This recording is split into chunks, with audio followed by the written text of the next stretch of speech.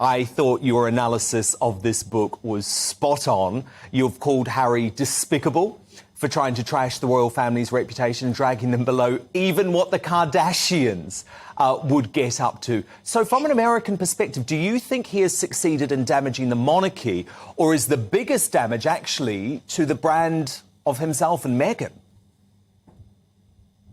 Without question, to himself and Meghan. I think that Americans were split 50-50 maybe a couple of months ago when it came to Harry and Meghan. But the problem is that they can't close their mouths and they just keep talking, and it seems more and more petty. I mean, I was early on this. When Meghan and Harry were still in the royal family and living at Frogmore, I wrote an open statement on Twitter, which you can go back and look, that she was going to end up back in the United States and in Los Angeles because I just saw her coming. She's a D-list actress, and all she's ever wanted to do is be invited to A-list events.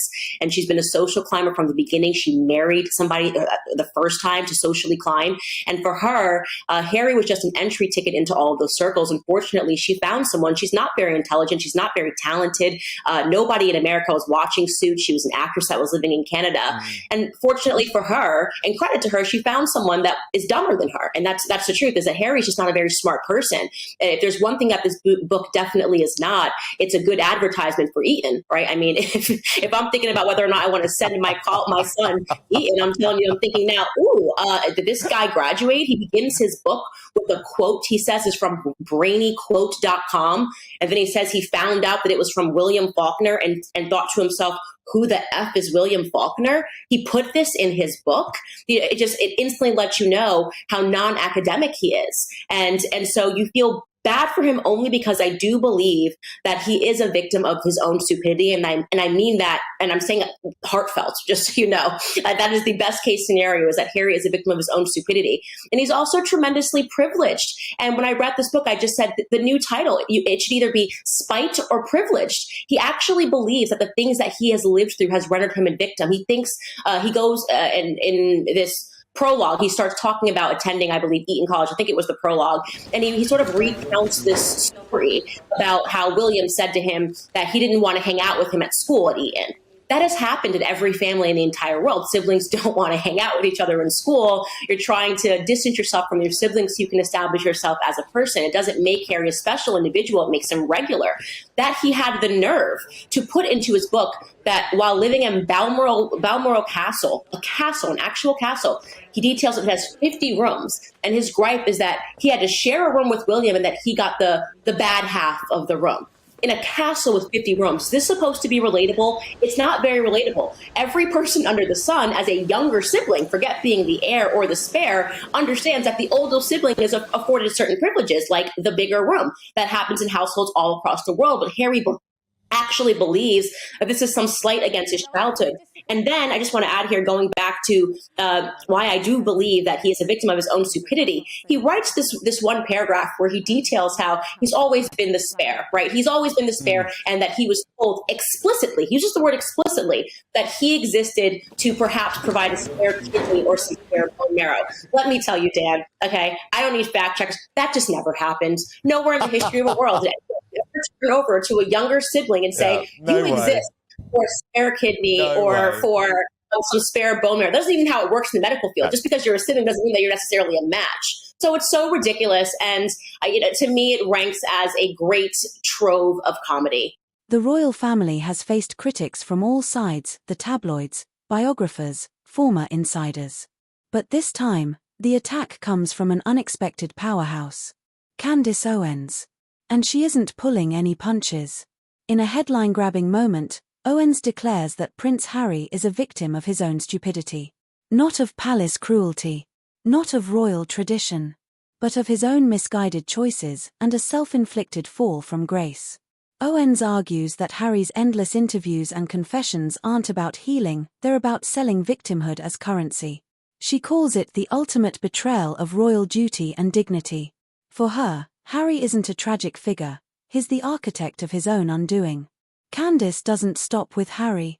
She points to Meghan Markle as the mastermind behind this global rebranding, a plan that's left Harry isolated, misunderstood, and, in her words, utterly foolish.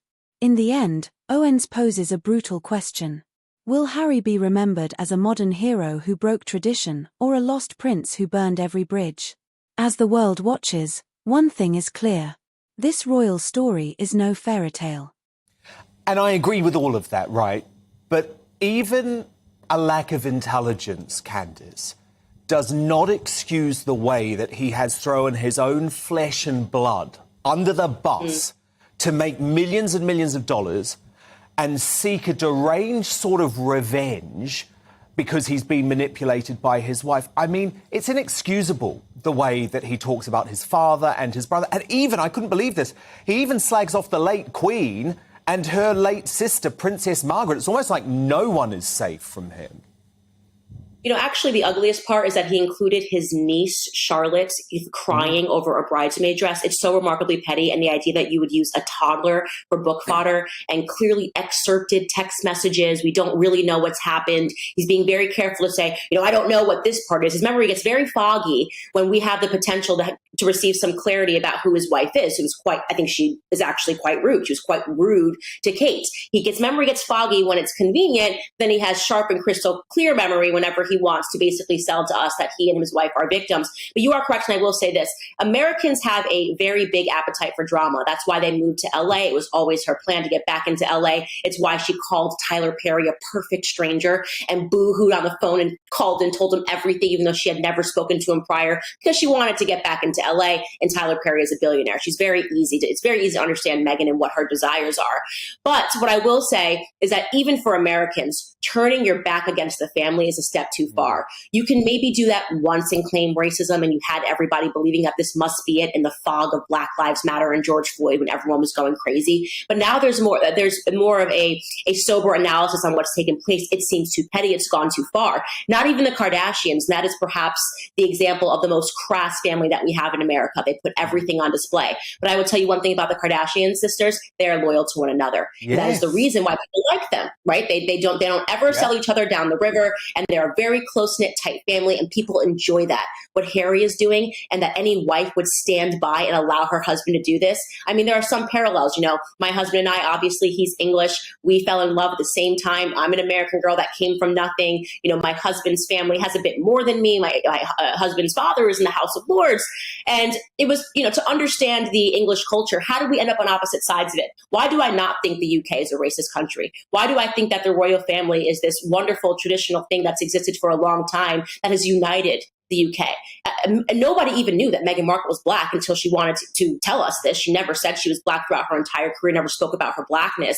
But when she needed an excuse to get out of being a bad person, she used it because the moment was right, as I said, during all the Black Lives Matter protests. In the same way, and this is a bad thing to say, Harry has used Princess Diana as an excuse and as a shield, and something that is obviously very sad and a tragedy for any child to experience. He is now using it to say, well, you can't critique me because I am Princess Diana's son and I suffered this tragedy. Well, guess what? So did William. So did Prince William. And what you are doing to him, what you have done to his daughter, what you did to Charlotte, your niece, I mean, how dare you? Honestly, how could you ever do that to a little girl, to put that into a book, something so personal and perfectly normal, and to do that to his wife, Catherine? I mean, what has Princess Catherine ever done to Harry but love him? He should be ashamed of himself. Yeah, I suspect he is, because you can lie to the entire world. When you have quiet moments, you cannot lie to yourself. Yeah, and indeed, and in the book, he even describes Kate as the sister he never had. Well, funny way to treat your sister.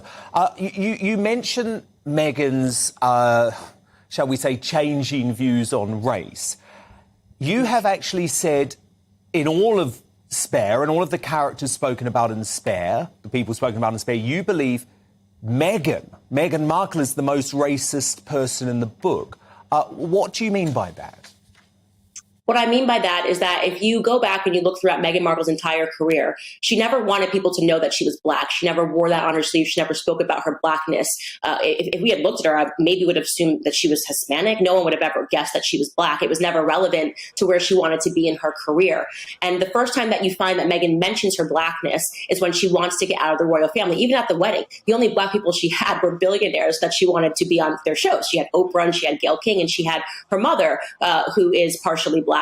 But Meghan Markle didn't have any of her Black family members at her wedding. This is a woman that was escaping her Blackness throughout her entire life until she realized that it could be used to her advantage. And I find that to be despicably racist. when you say the only value that being Black has to me is when I can use it to get ahead and to climb the social ladder. And that's when I'm going to mention it, and I'm going to use it as a shield so you can't say anything because I'm Black, and how dare you speak about a Black person in a negative way, because she realizes that I don't have to face any critiques. I'll just call it racism. And then nobody will be able, everyone will have to excuse my behavior. I find that to be despicable. It's a very bad view of Black Americans to have. And I want to be clear that it's not the way that most of us think.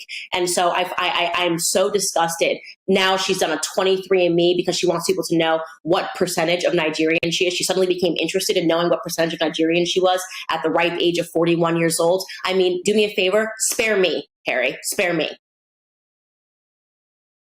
What's interesting, though, reading the book, you can just tell how manipulated and sucked in he is by his wife. I mean, Candace, he still believes that Meghan had no idea who he was. He says multiple times in the book, she's never Googled me. She's never Googled my family. She has him wrapped around her little finger. And that's not to say that Harry shouldn't take the blame. I've always said right from the start, I think they are both to blame for their actions. But he is manipulated by her, is he not? Absolutely. And what's so funny about that is Meghan is a trained actress. What she does is that she studies people. She's not a good actress, but she is a trained one, right? She's been doing it her entire life. And there is no doubt that she studied Princess Diana. She studied her mannerisms towards Harry when he was a boy and the way that she grabs her face. And this is the psychopathic elements of what she does, putting a pregnancy text next to Princess Diana's hair, saying that she put her hands on the grave to have a conversation with her, bursting into tears. Oh. And she has convinced, there's a thing called in psychology called the Freudian transfer. She has convinced Harry that she is Princess Diana, except this time he has an opportunity to save her. That is the truth. And it's worked, right? So she's done this convincing performance for Harry that I don't know how I ended here. I just love you. And I'm just like your mom. And the one chance that you had to save your mom again, when he recounts that tale and the things that she said, she threatened homicide on her unborn child and suicide on herself. And then she convinced Harry that it was his idea to leave the UK. Now, of course, if you threatened to commit suicide and homicide against my child, you basically said to Harry, you need to do something radical or I'm going to take my life. And that something radical was to leave the UK and to leave the royal family. And yet he believes that this was his own idea and not that these ideas were manipulated and planted into his head by Meghan. As I said, he just isn't very bright. He actually believes everything that she says to him. And unfortunately, I don't see how he can get out of it because he's got no one around him. It's a perfect example when you learn about abusive relationships, isolating someone entirely from their friends and their family, making them believe that their friends and their family are the enemies. I mean, these are classic signs of an abusive relationship. She has accomplished all of them. Getting him to speak loudly, speak out against his family. I mean, what late stage of victimhood is he in right now? So he is. I'm angry at Harry for what he's done to his family. There is a part of me that does see him as a true victim in a very dangerous relationship that he is being manipulated within.